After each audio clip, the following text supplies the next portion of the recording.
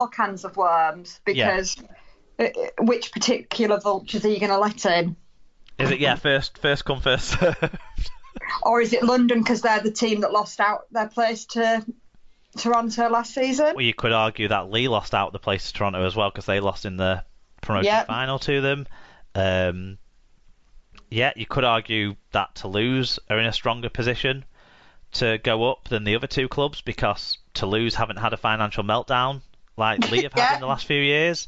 Their ownership seems a bit more stable than someone who threw his toys out the pram, cancelled everyone's contracts 3 years ago. But if we're going to criticise Derek Beaumont rightly for that, we have to criticise David Argyle for things as well. So people have to accept that balance. I would say effectively they forfeit all their remaining games. So everyone wins. Everyone takes 2 points from their games against the Wolfpack. The Wolfpack get 0 points. Probably the fairest way to work it out is whatever the average winning margin was before for Toronto's losses. Everyone gets that to 0. So then points difference wise, it doesn't throw an unfair skew too much on the competition there either. If things come down to point difference. But isn't the actual law of the game that if you forfeit a match you lose 19-0? Oh, is it? Is that what it is in the rule? Well, then they lose 19-0, and that's probably about right in it anyway. Yeah. Yeah. I think, obviously, I don't think it's even been in my watching lifetime, but I'm sure that the ruling is 19-0. I know it happens more in the community game, but so obviously, like in years gone by when 17 players were sent off or whatever, or even just like pulling out of a fixture in advance because you can't raise a team. That happens obviously quite a bit. So I think that's the way to close out this season. I don't see any other way around it. Teams get buys, which helps with the build up of fixtures that we've got. It helps with player welfare on that point of view. I don't think anyone can argue from that point of view. Some people will argue it's unfair because of when their buy falls, but I don't think that there's a fairer way of doing it. No, and some teams will get 2 buys, won't they? Because they would have been due to play Toronto twice, where some 6 teams have already played them. So you know, my team being one of them, but I'm not crying about that being an unbalance. It's the way it is. I think that's because you're looking for the Challenge Cup final. Shh! Don't tell him. Oh, I already did. And I think that's the most sensible way to resolve this season. Realistically, I don't see that there's another option. Yeah. Then if we don't find a way of Toronto coming into next season with some sort of penalty, be it financial or be it points for next starting point of next season, which I think would just be a stay of execution relegation wise if they got a points deduction for next year, so it wouldn't make huge sense to me to make them go through another season at Super League level. I think it would be fairer on them, especially given the circumstances, that they don't have to suffer that way of going through a season with the 12-point deduction or whatever, and actually move them down 1 or 2 divisions or what have you. Assuming that's the case, what do we do next season? Do we have an 11-team Super League? Do we find a way to promote a team from the Championship? Does it put extra impetus on running some mini Championship tournament that I sort of said seemed stupid last week, but now there's a new problem to solve? Yeah, I mean, this situation didn't exist last season, did it? No. And, realistically, we didn't think it would. Didn't exist yesterday. Well, this morning. It's a really difficult one. I've seen in the past that odd number of teams doesn't work well. So I don't think that is a good way forward. But then, there's got to be some feasible, sensible way of working out who you're going to promote. Is it on a sort of application one-season license basis? Or does that open up issues with some of the clubs already in Super League that maybe wouldn't achieve a license under the same criteria might apply? I really dislike the whole license setup. It's so hard, isn't it, to have any sort of sense. Yeah, I don't like the idea of a license. I think it should be playing ability related. But again, how do we do that with the right level of integrity, I suppose?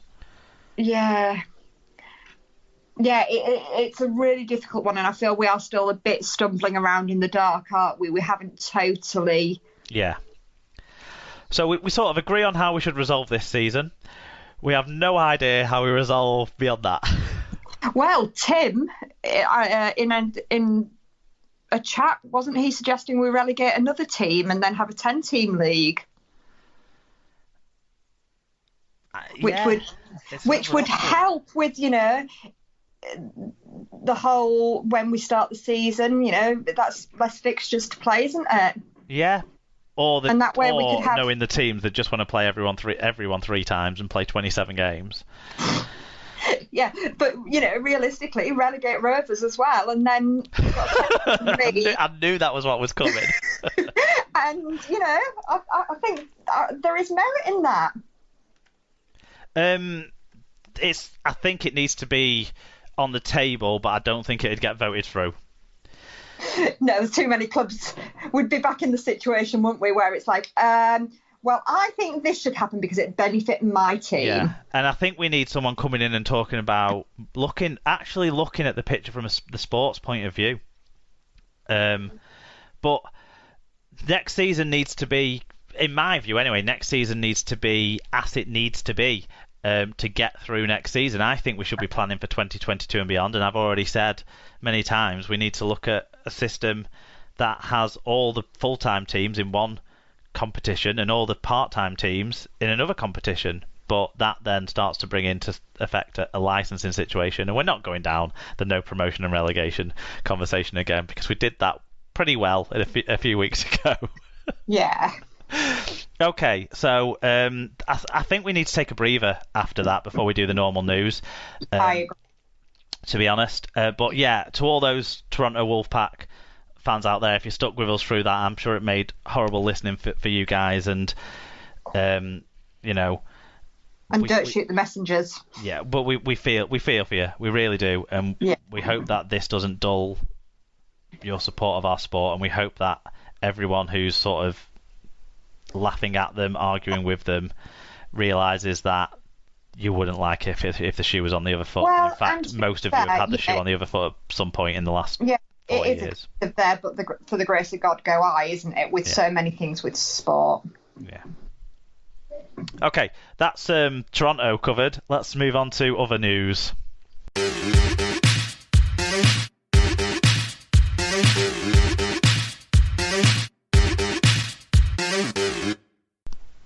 Okay, so the rest of the news now, but I'm sure we'll return to some Toronto stuff as things breaking all the time whilst we're recording this on that front, and hopefully the things that are breaking now kind of give us more resolution to talk about next week. But let's talk about the thing that I was so excited to talk about, Sarah. It was the fixtures were announced. We had some idea of what's going to happen. The Challenge Cup resumption had been confirmed as well. I mean, it was looking good, weren't it, when we were putting this rundown together? Do you want to start with what happened on the 16th of July? Yeah. So, on the 16th of July, it was announced that Super League will restart on the 2nd of August with a triple header at Headingley, 4 months after coronavirus forced a halt to the season. The home of Leeds Rhinos will stage the first 2 rounds of fixtures. They will all be behind closed doors to ensure the safety of players and staff, as well a triple header at St Helens Turkey Wicket Stadium on the 15th of August. Officials say that the triple header format will ensure greater control over the safety and well-being of players, staff and match officials. All 21 games in August will be live on Sky Sports. Following round 14, the schedule will get busier with fewer days between matches as the league targets a late November conclusion, which would avoid issues over player contracts, some of which are due to end before the turn of the year. It also means more chance of more games having some sort of crowd in attendance. And unsurprisingly, Tom Andrews got in touch and said, well, the fixture's coming back out and the trailer filled me full of excitement for the season again. Can't wait to be back in that East End pint of kit room craft with family and friends. 30 points down by half time. It's the small things you miss. Yeah, I mean, what do you think about the sort of way the season's coming back? Some people have got questions about having all of the games, so many games at the same stadiums after kind of criticisms of similar things in Australia. It works for Magic Weekend. Can it work for multiple weekends? To be honest, right now, I couldn't care less. I just want the sport back. I mean, it suits the broadcaster. Yeah. And there's no evidence. I don't know how much evidence there is to suggest that there will be injuries. I'd need to see more detailed stuff, because a lot of the injuries that were happening in the NRL weren't in the first week or three. It was beyond that point. So it'll be interesting to sort of watch, and I hope that there isn't any serious injuries.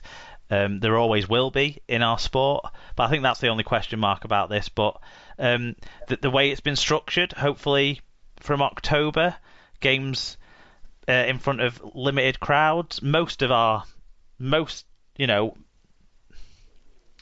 most of, but a number of the clubs will be able to probably accommodate most of their season ticket holders, you would expect, even in a socially distanced, capped capacity way. Certainly our clubs, Hull and Wigan, should be able to do that in their big stadiums. Yeah, I guess it's just the cost of opening it all up and everything else, but hopefully, yeah. Yep, and we know as well that the RFL have kind of approached the government as well to be part of the kind of testers for opening up stadiums, but we don't know too much about that. It's just kind of a side story at the moment. I think when the government made their announcement last Friday, there was talk of county cricket and what was the other thing? Some horse racing, I think, or something. Yeah, it was a horse racing thing, and the snooker. Yes, the snooker. That must be an indoor test, but it seems weird because the crucible's quite small. Yeah, it's tiny, isn't it? Okay, into the 17th of July. The final of this year's Challenge Cup could still be held at Wembley, the BBC reported. The RFL have confirmed that. The RFL announced that the final will now be played on the 17th of October and that Wembley has been provisionally booked to host the game. Friday's announcement by the government that crowds will be able to return to stadiums in England from October would make Wembley a more viable option. The knockout competition will recommence in late August, with the 6 round ties that see Wigan play Warrington and St Helens against Salford staged as a double-header behind closed doors at Huddersfield's John Smith Stadium. The other 6 games, well, 5 now, will be played over the same weekend, but with 5 non-Super League clubs involved in the competition and with no confirmation of whether the Championship and League One seasons will resume. We have confirmation of that now. We'll bring that to you in a second. There is no clarity yet about how the competition will be restructured. We've never done a show like this, Sarah. The likelihood is that more. Yeah. The likelihood is that should non-Super League clubs be unable to fill their cup games, then their opponents will be given byes into the quarterfinals. The quarterfinals have been scheduled for the 19th and 20th of September, with the semi-finals played as a double-header on Saturday, October the 3rd. Do you want to... That's good, isn't it? You know, we that was another piece of news that we were waiting for about the resumption. So we've got to be positive about it, haven't we? Yes, definitely. I